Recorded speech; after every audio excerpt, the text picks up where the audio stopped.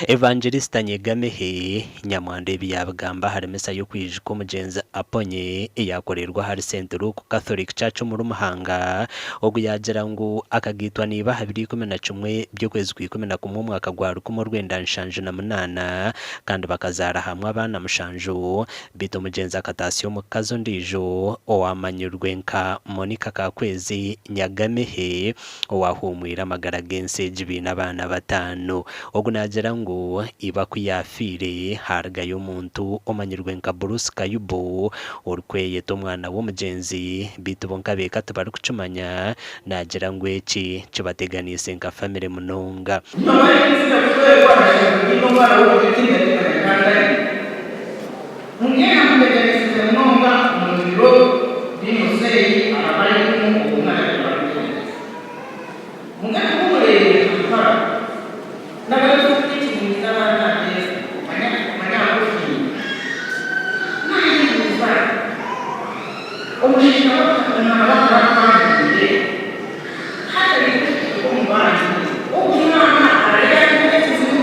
ogunagira ngo omushija wabire nakunde kaye munonga kandi arikufayo okubasya hebirungi byonka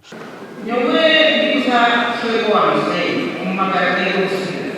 akaja makati kazana kandi ndakutarira kurana atabana bajenye bani ati ngiye na nakali wasi ati munoa ati mukalimu Reverend Father John Byamukama orukwebembera bukinda Catholic Parish kandi wayibembera misa yasima Aponye abo kufayo korekerezia kandi akagitungura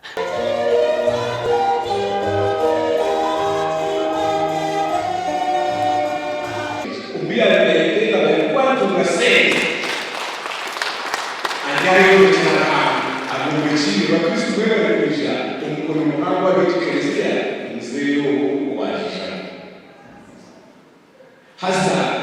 yareka okufura yareka okumanzi omukolero nabwo bakabatuka obuntu bw'ebyo abantu gukora abazishaje wakore byakangana byawe tiyo anakusaba okutaka ki akakore byakangana oguyasha bimenyeto okwerinda emirumeta ariko bahisa ntasya obwe barukwenda kuguma barya bomurembe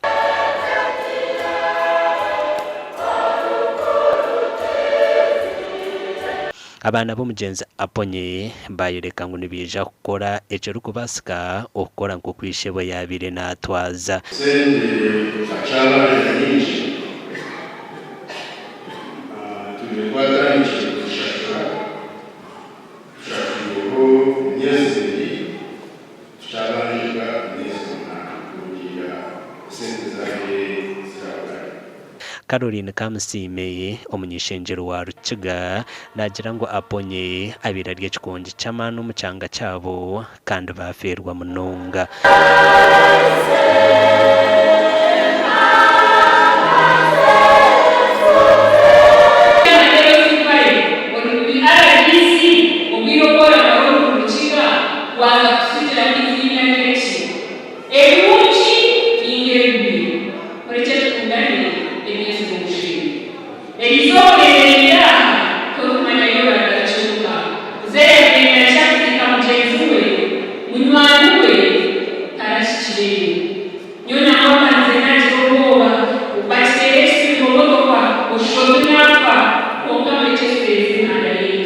because he has been the pillar of development for Rukiga district.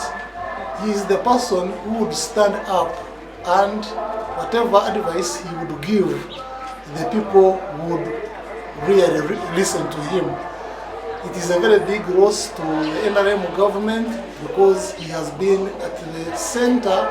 of bringing the opposition members back to NRM. Aponye akazarwa 2012 byo kwezi kwa munana umwaka gwa 1905 na mushanju omurumuhanga Rukiga district